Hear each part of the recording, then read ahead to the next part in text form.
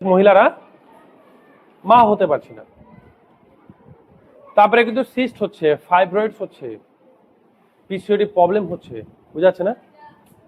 প্রচুর ওষুধ খাওয়ার ফলেও কিন্তু ভালো হচ্ছে না। মেয়েরা লজ্জাতে বলতে পারে না। আমি যদি না বলি তোমরা একবার বলবা না যে স্যার আপনি কিন্তু এই বিষয়ে বলেন, বাকি সব বিষয় বলবেন কিন্তু এই বিষয়ে স্যার আমরা জিজ্ঞাসা করবো না, কারণ তোমাদের এটা লজ্জা। কিন্তু এটা তো ভাই জানারই বিষয়, এটা তো হেলথের ব্যাপার আছে না? তো মন দিয়ে এটা কিন্তু বোঝার চেষ্টা করবে যে পিসিওডি যখন প্রবলেম হচ্ছে, যাদের অনেক দিন ধরে কন্টিনিউ চলছে, এবং যখন যেদিন থেকে পিরিয়ড শুরু হয় অতিরিক্ত কিন্তু ব্যথা ব্যথা করে। কার কার ব্যথা করে একটু দেখাবে, হাত তুলো। তখন কিন্তু কি করো, পেন কিলার খাও না, ওষুধ খাও। অনেকে ওষুধ খাও, কে কে ওষুধ খাও? ওষুধ খাও। তো এই ওষুধ তো মারাত্মক ক্ষতি তো করবেই। এই ব্যথা থেকে কি করে আমরা, মানে তোমরা ভালো থাকবে? আমরা নয়, আমি তো ছেলে। এটা শুধু সমস্যা এক দুজনের না, এটা প্রচুর মানুষের কিন্তু সমস্যা, প্রচুর মানুষের কিন্তু সমস্যা। এটা প্রচুর মানে মানুষ বলছি, মানে মহিলাদের সমস্যা, মেয়েদের সমস্যা। তো আমি এক এক এক এক করে আসছি। তোমাদের স্কুলে আমি যখন প্রবেশ করলাম, তোমাদের স্কুল কিন্তু সুন্দর পরিষ্কার পরিচ্ছন্ন, ঝাঁ চকচকে। আমি কিন্তু মাত্র 3টে স্কুল, 36 কি 37টা স্কুল আমার হয়ে গেল, তার মধ্যে 3টে স্কুলকে ঝাঁ চকচকে পেলাম। এক, তোমাদের স্কুল। এক পেয়েছিলাম হচ্ছে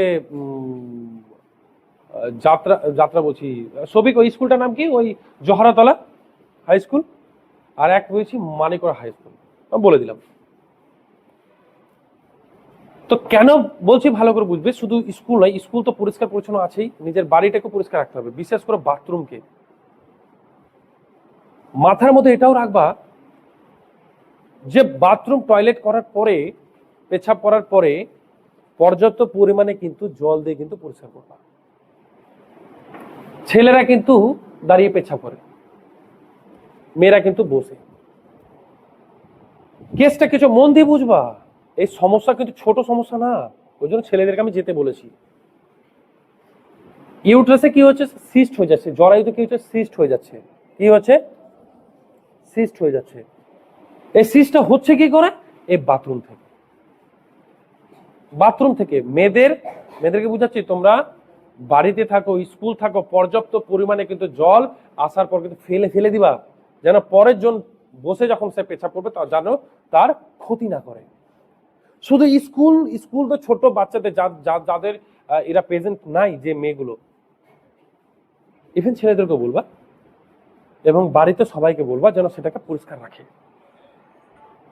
যদি জরায়ুতে সিস্ট হয়ে যায়, ডাক্তার কি করে জানো, বলে ইউটাসকে কেটে দেবো।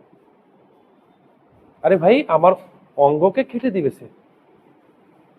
জরায়ুতে ফাইব্রয়েডস হচ্ছে তো কেটে দিব, অপারেশন। প্রচুর মহিলার অপারেশন পরে কাঁদে আমার ভিডিও দেখার পরে, বলে স্যার আগে কেন পেলাম না স্যার ভিডিওগুলো, কান্না করে তারা। এবং ইউটাস কেটে দেওয়ার পরে, জরায়ুটা কেটে দেওয়ার পরে ওদের কিন্তু অনেক রকমের সমস্যার সৃষ্টি হয়েছে। বুঝাচ্ছে? তোমাদেরকে যে আটকে রাখলাম না এখানে, স্যাররা সবাই আমরা মিলে, এখন মনে হবে যে এটা অনেক বড় ইম্পর্টেন্ট ছিল। যদি যার জরায়ুতে সিস্ট হয়ে গেছে, বা কাকিমাদের, মাদের, মামি, জেঠিমা, বা যাদেরই বা তোমাদের বাড়িতে, আমাদের ওষুধ আছে। কি করব আমরা, নিম পাতা নিব, 1.5 থেকে 2 লিটার আমরা জল নিব। নিম পাতা বেশ নিয়ে এই জলের মধ্যে দিয়ে আমরা কিন্তু ফুটাবো। কি করব, আমরা কিন্তু ফুটাবো। ফুটিয়ে নিয়ে কিন্তু কি করব, আমরা যে জলের ফ্ল্যাক্স, আমরা যে জল খাই গরম জল, ওটাতে কিন্তু ভরে নেব। বারবার তো ফুটানো বা গরম করা তো সম্ভব না, বুঝাচ্ছে? দিনে 3 থেকে 4 বার আমরা যেখানে ঘুমাই, মানে বেডরুমে, বাথরুমে নয়, সে প্রাইভেট ফ্ল্যাটে আমরা কি করব, তোমরা কি করবে, দিনে 3 থেকে 4 বার ওয়াশ করবে ওটাকে। বুঝা গেল? আর যাদের সিস্ট হয়েছে তাদেরকে এটা বলবে। বুঝা গেছে? 7-8 দিনের মধ্যে জরায়ুতে যে সিস্ট হয়েছিল সেটা কিন্তু চলে যাবে। বোঝা গেল না, গেল না? গেছে না যায়নি? যদি কারো অভারিতে সিস্ট হয়েছে, বুঝা যাচ্ছে কথাটা? অভারিতে যেটা হচ্ছে গর্ভাশয়, গর্ভাশয় বুঝেছো এবার? হ্যাঁ। যাদের গর্ভাশয় সিস্ট হয়ে গেছে তারা কি করবে, 1 গ্লাস দুধ বা হাফ গ্লাস দুধ, হাফ গ্লাস জল দিয়ে ভালো করে ফুটিয়ে নিয়ে তার মধ্যে ফুটানো হয়ে গেল, 10-15 মিনিট ফুটানো হয়ে গেল, ফুটিয়ে নিয়ে হাফ চামচ ঘিটা মিক্স করে পান করবে। তার যে অভারিতে মানে গর্ভাশয় যে সিস্ট হয়েছিল সেটা কিন্তু ঠিকঠাক হয়ে যাবে। ডাক্তাররা কি করছে বাবু, গর্ভাশয়টাকে কি করছে, কেটে দিচ্ছে, কেটে দিয়ে কি করছে, বাদ করে দিচ্ছে। কিন্তু এটা চলে যাবে। যখন আমার শরীরের মধ্যে অসুবিধা হয়েছে তো সেটার জন্য উপায় আছে, ন্যাচারাল উপায় আছে। বুঝা গেল কথাটা? হ্যাঁ। যাদের ফাইব্রয়েডস হয়েছে, তারপরে আমরা আসছি পিরিয়ডের সমস্যাগুলো। যাদের ফাইব্রয়েডস মানে সিস্ট থেকে পরবর্তী সময় কি হয়, ফাইব্রয়েডস হয়। বুঝা গেল কথাটা? অনেকে বুঝতে পারছো না ফাইব্রয়েডস কি, তাই না মামুনি? বুঝতে পারছো? হ্যাঁ না বলো হ্যাঁ, বুঝতে পারলে বলো যে হ্যাঁ। এটুক তো ঢুকছে, মানে আমার কথাগুলো সেভ করো। ফাইব্রয়েডস ম্যাডাম আছেন, পরে তোমাদেরকে বুঝিয়ে দিবেন। হ্যাঁ, ম্যাডাম বুঝিয়ে দিবেন, ঠিক আছে? তো যখন ফাইব্রয়েডস হয়ে যাবে, তো আমেরিকার একজন মহিলা আমাকে ফোন করেছেন, ওনার হাজবেন্ড বলছেন, স্যার আমার ওয়াইফের ফাইব্রয়েডস হয়েছে, ডক্টর বলছে অপারেশন করতে হবে। অপারেশন করতে হবে না, কিন্তু অলরেডি ওনার থাইরয়েড গ্ল্যান্ডের সমস্যা হয়েছিল, গলায় এই থাইরয়েড গ্ল্যান্ডটাকে কেটে বাদ দিয়ে দিয়েছে। ওনার ওয়াইফের ওষুধ সারা জীবন খেতে হবে, কত পাওয়ারের এখন মনে নেই আমার, কিন্তু ওষুধ ওনাকে সারা জীবন খেতে হবে। বলছে আপনার ভিডিও কিন্তু স্যার আগে পাইনি, না তো থাইরয়েড গ্ল্যান্ডকে কাটতে হতো না। বুঝা গেল কথাটা? তো এবার ডক্টর বলছে ফাইব্রয়েডস ভাই অপারেশন করতে হবে জরায়ুতে। আমি বলেছি না, 45 দিনের মাথায় একদম পুরোপুরি ভাবে রিপোর্ট করাচ্ছেন ঠিক হয়ে গেছে ফাইব্রয়েডস। কি করতে হবে, প্রত্যেক দিন চুন খেতে হবে। চুন খেতে হবে কি করে, মাথায় রাখবে, চুন কারা খেতে পারবে কারা খেতে পারবে না। চুনের মধ্যে প্রচুর ক্যালসিয়াম আছে, এই বিশ্বের কোনো ফল বা সবজি বা কোনো খাবারের মধ্যে নাই যতটা ক্যালসিয়াম এই চুনের মধ্যে আছে। যখন আমাদের খাবারের অভাব ছিল তখন কিন্তু ঠাকুমারা সে সময় চুন দিত, চুন জল দিত খেতে, আমাদের শরীরের মধ্যে যেন হাড্ডি আমাদের এবং মজবুত থাকতো, আর শরীরের মধ্যে ক্যালসিয়ামের যেন ঘাটতি না হয়। ক্যালসিয়ামের ঘাটতি হলে এই মাংসপেশি কি হবে জানো, ব্যথা করবে। বলছে স্যার আমার এটা না ব্যথা করছে, স্যার মাংস পিণ্ডটা, স্যার মাংসটা ব্যথা করছে, ক্যালসিয়াম অভাব। স্যার আমার এই হাড্ডিটা, এবার জয়েন্টে জয়েন্টে ব্যথা, ক্যালসিয়ামের অভাব। বুঝাচ্ছে না যাচ্ছে না? ক্যালসিয়ামের অভাবে 50 ধরনের রোগ কিন্তু সৃষ্টি হয়ে যায়। কত ধরনের রোগ সৃষ্টি হয়?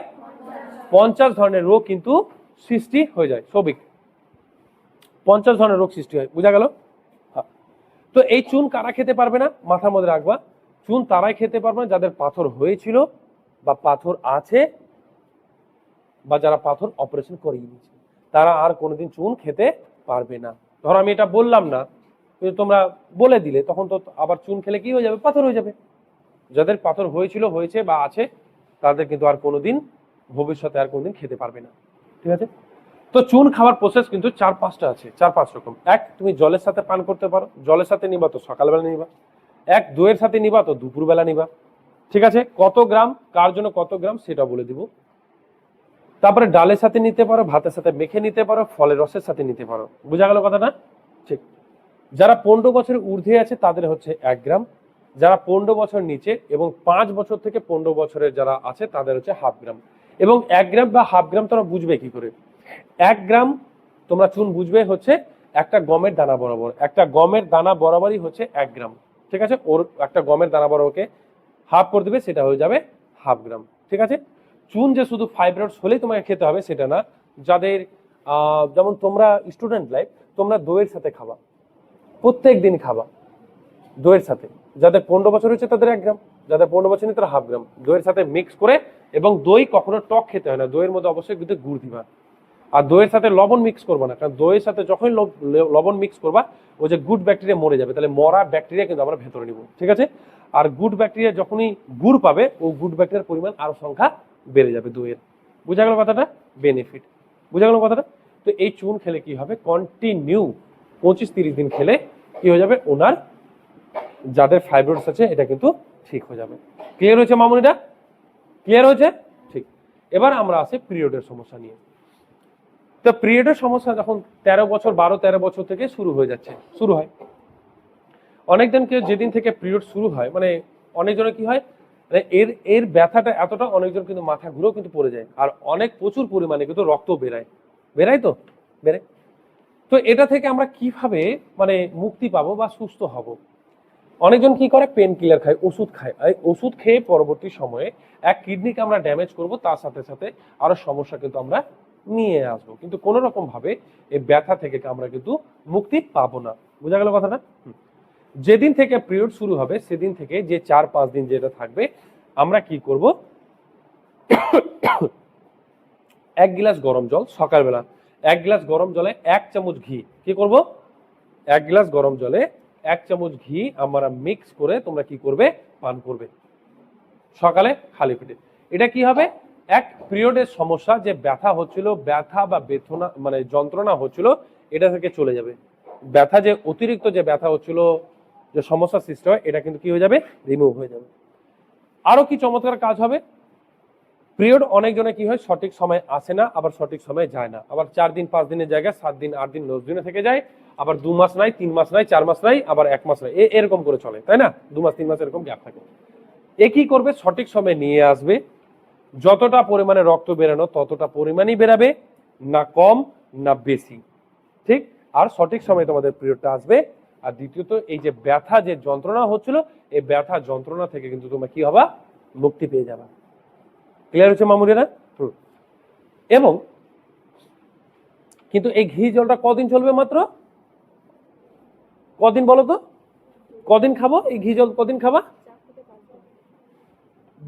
যে কদিন তোমার পিরিয়ড থাকবে, যে 4-5 দিন পিরিয়ড থাকবে, এই 4-5 দিনই কিন্তু, বাকি কিন্তু সময় কিন্তু চলবে না। ক্লিয়ার বোঝা যাচ্ছে না, যাচ্ছে না? বোঝা যাচ্ছে। এবং যাদের, ভালো করে বুঝো, যাদের ধরে নাও যে 2 মাস 3 মাস বা 4 মাস হয়নি, ভালো করে বুঝো, যাদের হয়নি তারা কি করবে, তাদের জন্য শতাবরী পাউডার আছে। যাদের অনিয়মিত, আমি বললাম ঘিটা শুধুমাত্র যেদিন থেকে পিরিয়ড 4-5 দিন চলবে সেদিন, বোঝা গেল মামুনি? বাকি তো আর ঘি জল খেতে পারছো না, বুঝাচ্ছে, বাকি কিন্তু ঘি জল খেতে পারছো না। কিন্তু যাদের 2 মাস বা 3 মাস ধরে পিরিয়ড হয়নি, এবং পিরিয়ড হয়েই যাচ্ছে মানে টানা 20 দিন 15 দিন, আবার 10 দিন পর আবার চলে আসছে, হয় না অনেকজনের? এই পিরিয়ডটা হলো, আবার 10 দিন 12 দিন পর আবার চলে আসলো, বোঝা যাচ্ছে না, যাচ্ছে না? বোঝা গেছে? আবার চলে আসলো। এর ক্ষেত্রে কিন্তু ঘি জলটা কাজ করবে না, এর ক্ষেত্রে কি করবো, শতাবরী পাউডার নিব। কি করব, শতাবরী পাউডার নিব। বাংলাতে বলে এটাকে শতমূল, বুঝা গেল, শতাবরী পাউডার। অনেকজন শতাভর বলে, শতাবরী। রাত্রে ঘুমানোর সময় কি করতে হবে তোমাদের, 1 গ্লাস জল গরম করে বা 1 গ্লাস দুধ গরম করে, অ্যাকচুয়ালি দুধের জন্য আমি ফেভার এই জন্যই করি না, প্যাকেটের দুধ তো একদম চলবে না। অ্যাকচুয়ালি প্যাকেটের দুধের আমি ভিডিও বানিয়েছি। প্যাকেটের দুধ মানে হচ্ছে প্রেজারভেটিভ, আর প্রেজারভেটিভ মানে হচ্ছে কেমিক্যাল, আর কেমিক্যাল মানে তোমার শরীরে গেলে তোমাদের কি করবে, শরীরটা আরো ক্ষতি করবে। আর এবং যাদের বাড়িতে গরু আছে তারা নিতে পারো 1 গ্লাস দুধ, 1 গ্লাস গরম দুধ বা 1 গ্লাস জল, যেটা তোমাদের মনে হবে, ঠিক আছে, কিন্তু প্যাকেটের দুধ ছেড়ে 1 চামচ শতাবরী পাউডার দিয়ে দিবে, ঠিক আছে, দিয়ে পান করে তারপর তোমরা ঘুমিয়ে যাবে। ক্লিয়ার হয়েছে না হয়নি? এটা টানা 20-25 দিন করার পরে এই যে সমস্যাটা যে হচ্ছিল, যে নিয়মিত হয়ে যাচ্ছে কমছে না, বা যাদের নিয়মিত হচ্ছিল না তাদের কিন্তু সঠিক সময়ে কিন্তু পিরিয়ড শুরু হয়ে যাবে, আর যাদের অনিয়মিত ভাবে হয়ে যাচ্ছিল তাদের কিন্তু বন্ধ হয়ে যাবে। বুঝা গেল না, গেল না? এবার বলো কতটা কাজের। গাইনোলজিস্টের কাছে গেলে কি করবে, খিঁচে নিবে না একদম, হ্যাঁ, টাকা একদম কি করবে, 2 হাত দিয়ে লুটবে। এক ও ভিজিট নিবে, এক ওষুধ দিবে, সরি 3 হাত দিয়ে চুষবে, মানে সরি 2 হাত তো আছে, মানে এক রিপোর্টের জন্য, এক ভিজিটের জন্য, আর একটা ওষুধের জন্য, 3 দিক থেকে লুটবে, এক দিক থেকে না। আখির গাইনোলজিস্টের কাছে গিয়ে এই সমস্যার সমাধানগুলো হয় না, তাদের সমস্যার সমাধান হয় না, কিন্তু তবুও তারা চালাতে থাকে। আজকে এই কেস মহিলাদের 60%, পুরুষদের 40% ফোন আছে, মহিলাদের 60% ফোন আছে। স্যার মা হতে পারছি না, স্যার অনিয়মিত হচ্ছে। 14-15 বছরের মেয়েদের, 16 বছর মেয়েদের। ফাস্ট ফুডকে বাবু অ্যাভয়েড করবা, বাড়ির জিনিসকে খাওয়ার চেষ্টা করবে। রাত্রি জাগবা না, স্ট্রেস নিবা না, বেশি চাপ নিবা না। আরে রেজাল্ট যতটা পড়েছো, যতটা পরীক্ষা দিচ্ছ, ততটা হবে রেজাল্ট ভাই। অত ঘাবড়ে বা অত চিন্তা করে হবেটা কি বলো আমাকে? কিছু হবে কি? যখন কিছু হবে না তাহলে এত চিন্তা করবো কেন? এই স্ট্রেসের ফলেও কিন্তু এই হরমোন কিন্তু ইমব্যালেন্স হয়, আর ইমব্যালেন্স হলে কিন্তু আরো সমস্যা কিন্তু সৃষ্টি হয়ে যায়। ছোট্ট একটা উদাহরণ আমি তোমাদেরকে দিয়ে বুঝাচ্ছি। চোখ বন্ধ করেছো, রাত্রে ঘুমোচ্ছ, চোখ বন্ধ করেছো, কিন্তু ঘুম লাগছে না, কারণটা কি? আমাদের যে নাইট হরমোন আছে, ও নাইট হরমোন কিন্তু রিলিজ হচ্ছে না। কেন রিলিজ হচ্ছে না মামুনি? কেন বেরাচ্ছে না নাইট হরমোনটা? কেন বেরাচ্ছে না বলতে পারবে? তার কারণ হচ্ছে আমরা কিন্তু উল্টা পাল্টা ভাবনা, এই চিন্তা ভাবনাগুলো কিন্তু আমরা করছি, ঠিক? তাহলে ব্রেন তো সিগন্যাল দিবে ভাই, ও ঘুমাবে, তবে নাইট হরমোনটা রিলিজ হবে, তারপরে সুন্দর একটা ঘুম হবে। ব্রেনের মধ্যে চিন্তা, চোখ বন্ধ করেছি, চিন্তা চালিয়ে যাচ্ছি, আর নাইট হরমোন তো রিলিজই হচ্ছে না, বেরাচ্ছে না, তো ঘুম আমার লাগবে কি করে? ক্লিয়ার হচ্ছে না? হচ্ছে না? ক্লিয়ার হয়েছে?